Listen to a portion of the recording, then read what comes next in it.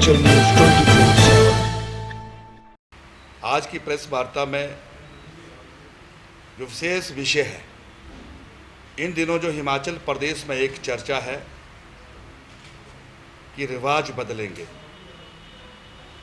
और रिवाज बदलने का जो एक संकल्प भारतीय जनता पार्टी ने लिया है, उसको लेकर कांग्रेस में बहुत गहमा गहमी है।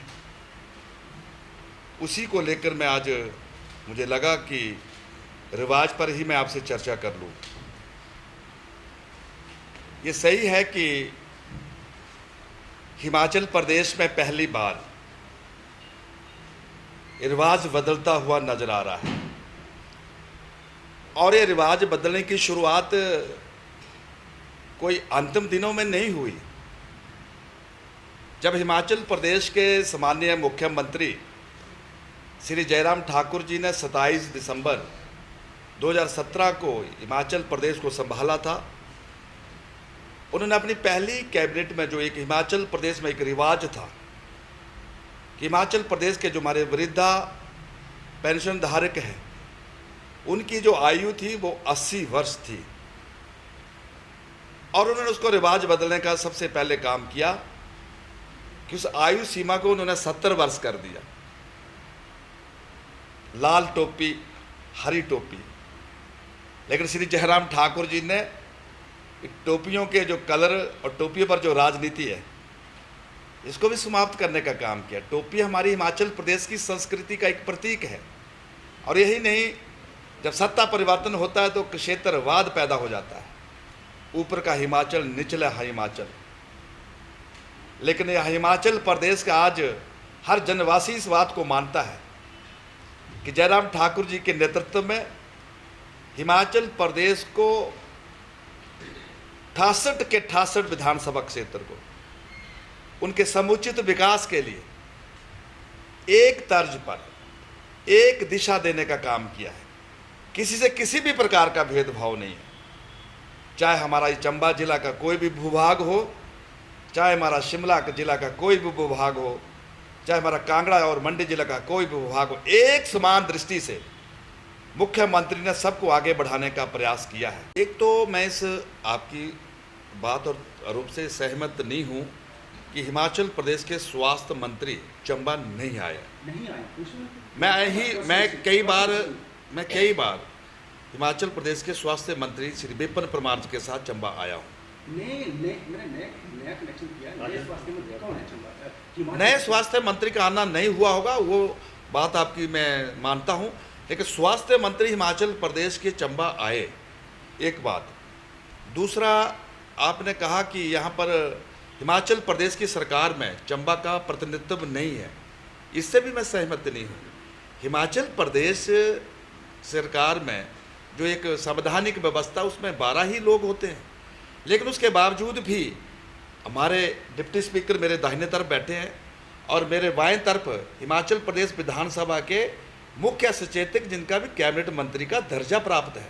इस प्रकार से चंबा से 4 विधायकों में 2 तो मैं ये हम आपके साथ बात कर रहा हूँ कि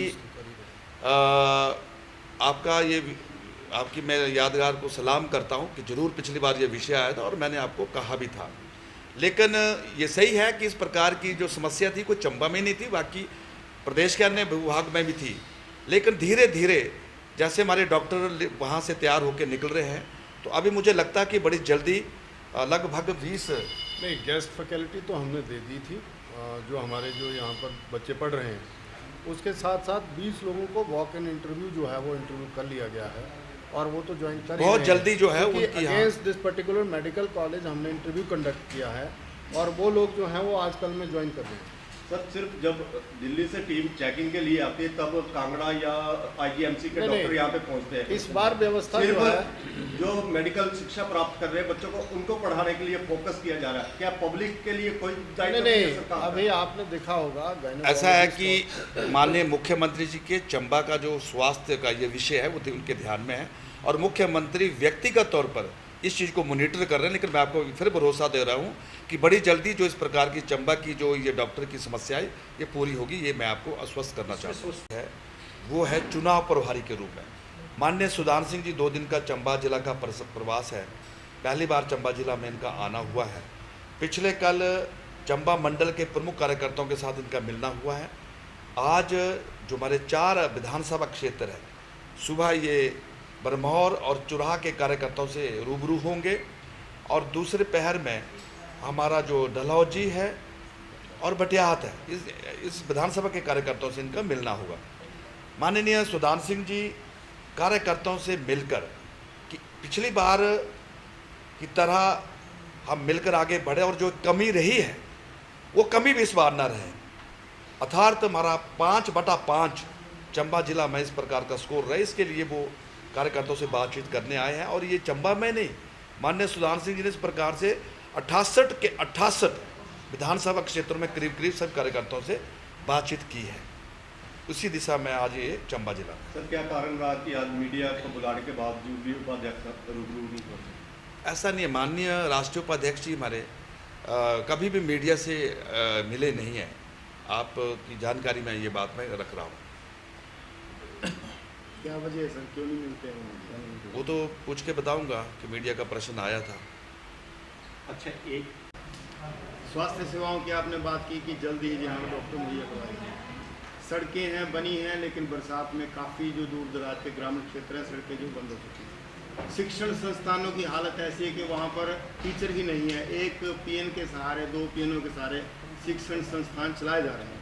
सिर्फ 2 महीने जो है अब चुनाव को बचे हैं, कैसे बोलेगा? मैं आपके विषय को पकड़ रहा हूँ। एक विषय ध्यान में आया है और एक्चुअली क्या मैंने वही कहा ना कि ऑर्डर तो करते हैं लेकिन वहाँ जाते नहीं हैं। लेकिन आज फिर बात हुई माननीय शिक्षा मंत्री जी से, आज ही जहाँ पर टीचर नहीं है आज ही उनके ऑर्डर हो रहे हैं। और मुझे लगता है कि ये जो मैं बोल रहा हूँ ये प्रेस की रिकॉर्डिंग है और मुझे लगता है बड़ी जल्दी जो है वहाँ पर जो टीचर है वो बच्चों को पढ़ाना शुरू कर देंगे। हम नहीं कर रहे हैं कुछ भी प्रयास, वो आ रहे हैं क्योंकि उनको ये पता है कि कांग्रेस लीडरलेस है, इशूलेस है, डायरेक्शनलेस है, इसलिए वो हमारे से संपर्क कर रहे हैं। और हम चाहते हैं कि ठीक है, हमारी पार्टी में स्वागत है आपका, परिवार बढ़ना चाहिए, खिलना